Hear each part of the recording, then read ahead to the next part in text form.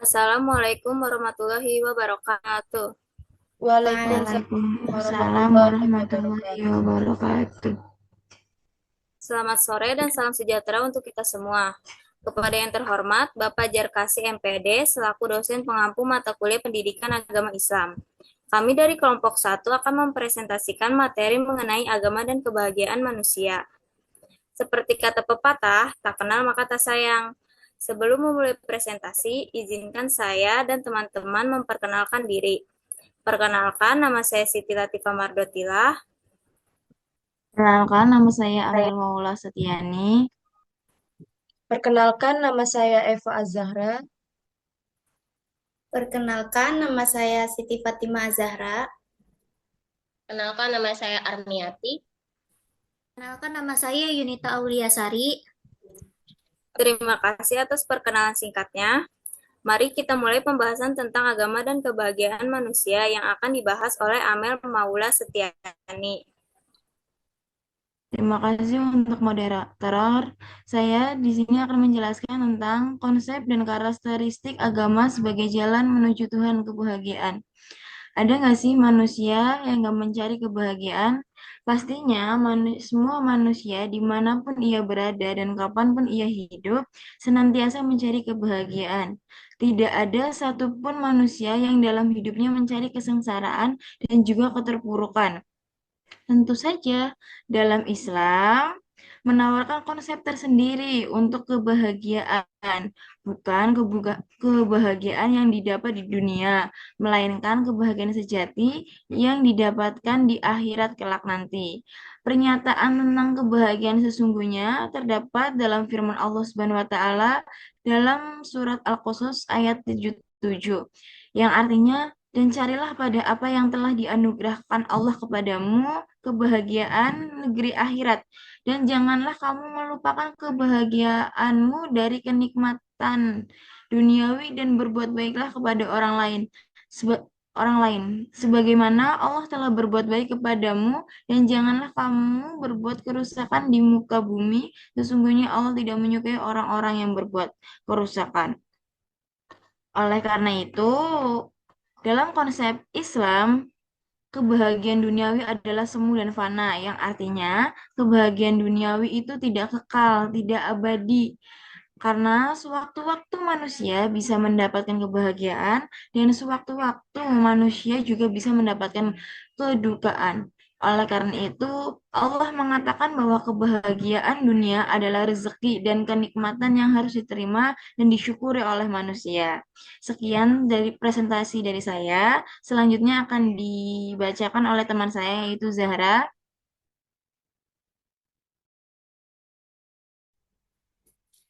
Baik, terima kasih. Saya akan melanjutkan apa yang sudah dipresentasikan teman saya sebelumnya. Saya akan menjelaskan bagaimana cara mencari kebahagiaan dalam ajaran agama Islam ini. Banyak cara bagi manusia untuk mencapai kebahagiaannya. Kebahagiaan yang dimaksud kebanyakan orang adalah sebuah pencapaian yang tinggi atau hanya sekedar hal-hal yang memuaskan hasrat mereka. Kita sebagai manusia yang haus akan kebahagiaan pasti akan melakukan apa saja demi mencapai hal tersebut. Sedangkan definisi bahagia sendiri yaitu keadaan pikiran, perasaan kesenangan atau ketentraman hidup secara lahir dan batin.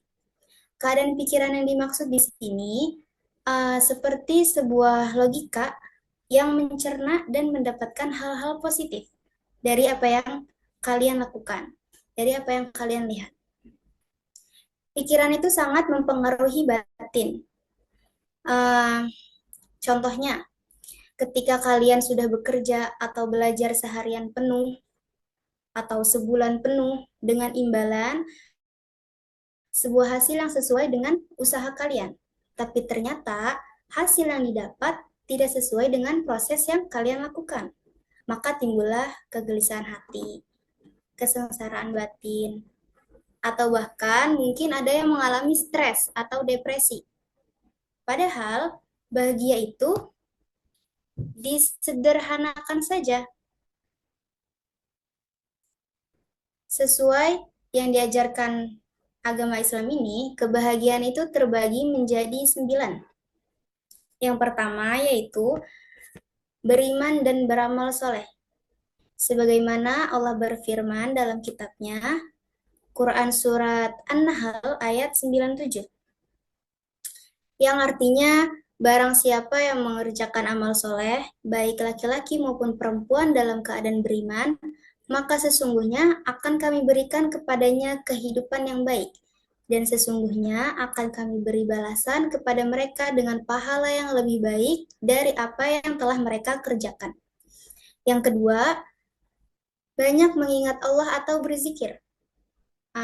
Terdapat dalam Quran Surat Ar-Ra'd ayat 28. Menjelaskan bahwa orang-orang yang beriman, hatinya akan tentram, hanya dengan mengingat Allah Subhanahu wa Ta'ala. Dan yang ketiga, yaitu bersandar kepada Allah dan bertawakal. Maksud dari kalimat ini yaitu, libatkanlah Allah dalam segala proses yang kalian lakukan. Insya Allah kalian mendapatkan ketenangan hati apapun hasilnya.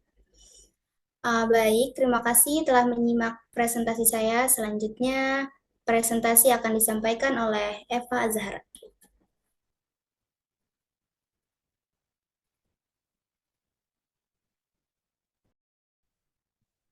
Baik, di sini saya akan melanjutkan pembahasan dari Siti Fatimah Az-Zahra.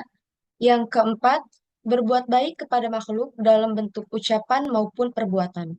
Yang kelima, menyibukkan diri dengan mempelajari ilmu yang bermanfaat. Yang keenam, mencurahkan perhatian dengan apa yang sedang dihadapi disertai permintaan tolong kepada Allah Subhanahu wa Ta'ala. Dan yang ketujuh, senantiasa mengingat dan menyebut nikmat yang telah diberikan, baik nikmat lahir maupun batin. Yang kedelapan, selalu melihat orang yang di bawah dari sisi kehidupan dunia. Misalnya, dalam masalah rezeki, karena dengan begitu kita tidak akan meremehkan nikmat Allah Subhanahu wa Ta'ala yang diberikannya kepada kita. Dan yang terakhir, ketika melakukan sesuatu untuk manusia, jangan mengharapkan ucapan terima kasih ataupun balasan dari mereka, namun berharaplah hanya kepada Allah Subhanahu wa Ta'ala. Yang B, alasan manusia harus beragama dan bagaimana agama dapat membahagiakan umat manusia. Yang pertama, agama dan manusia. Dalam Al-Quran, manusia dipanggil dengan beberapa istilah. Antara lain Al-Insan, Al-Nas, Al-Ab, dan Bani Adam. Al-Insan berarti suka, senang, ramah, atau makhluk yang sering lupa. Al-Nas berarti manusia jamak, Al-Ab berarti manusia sebagai hamba Allah. Bani Adam berarti anak-anak Adam karena berasal dari keturunan Nabi Adam alaihissalam. Selanjutnya pembahasan saya akan dilanjutkan oleh Armiati. Baik, saya akan melanjutkan presentasi dari Eva Az-Zahra, Kejadian dan Asal-Usul Manusia Menurut Islam. Sejarah lahirnya manusia, bahwa Allah Subhanahu wa Ta'ala telah menciptakan manusia dalam bentuk yang sebaik-baiknya penciptaan. Kemudian juga kita yakini dalam kaidah Islam bahwa manusia pertama yang diciptakan oleh Allah Subhanahu wa Ta'ala adalah Nabi Adam alaihissalam. Jadi sangat jelas teori ini sangat bertentangan dengan teori yang dikatakan oleh Charles Darwin, yang mana beliau mengatakan bahwa manusia itu berasal dari kera. Intinya adalah dalam akidah kita sebagai muslim, kita harus mengakui bahwa manusia pertama yang Allah Subhanahu wa Ta'ala adalah Nabi Adam alaihissalam. Kemudian Allah menciptakan manusia dengan bentuk yang sebaik-baiknya dan dengan anak yang sangat luar biasa.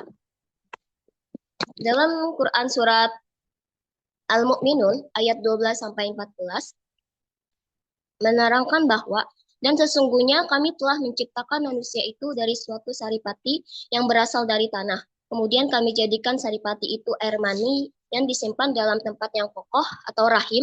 Kemudian air mani itu kami jadikan segumpal darah. Lalu dari segumpal darah itu kami jadikan segumpal daging. Lalu dari segumpal daging itu kami jadikan tulang belulang. Dari tulang belulang kami jadikan kami bungkus dengan kemudian kami jadikan ia makhluk yang berbentuk lain. Maka Maha Suci Allah pencipta yang paling baik. Quran surat Al-Mu'minun ayat 12 sampai 14. Dan ini sungguh luar biasa. Sebelum adanya medis yang menjelaskan dan teori-teori yang menjelaskan, Al-Quran sudah menjelaskannya terlebih dahulu. Islam berpandangan bahwa hakikat manusia itu berasal terkait antara badan dan ruh. Badan dan ruh merupakan substansi yang berdiri sendiri, yang tidak terikat orang lain. Kemudian presentasi berikutnya akan dilanjutkan oleh Yunita. Baik, terima kasih kepada Ami. Selanjutnya saya akan membacakan materi selanjutnya. Dalam teori biologi, manusia berasal dari pertemuan sperma laki-laki dan sel telur wanita yang disebut ovulasi.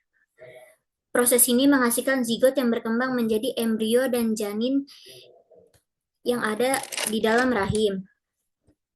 Asupan makanan bagi janin diperoleh melalui plasenta yang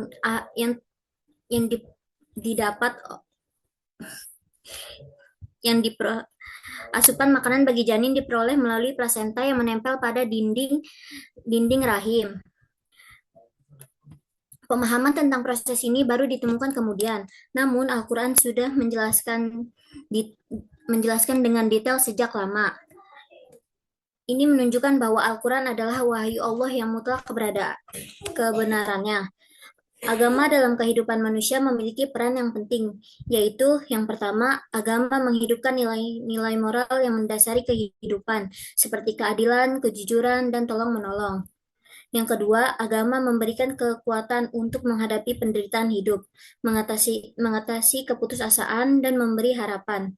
Yang ketiga, agama menjadi pegangan dan pedoman hidup.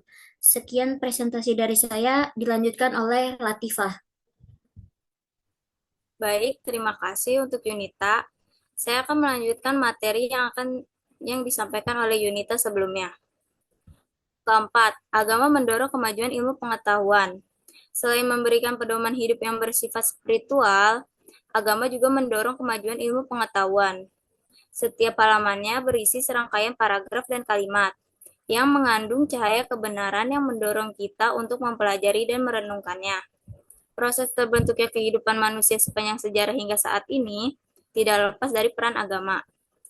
C. Tauhidullah sebagai satu-satunya model beragama yang benar. Tauhid merupakan kewajiban utama dan pertama yang diperintahkan Allah kepada setiap hambanya. Hakikat tauhid adalah mengesahkan Allah. Bentuk pengesahan ini terbagi menjadi 3. Berikut penjelasannya.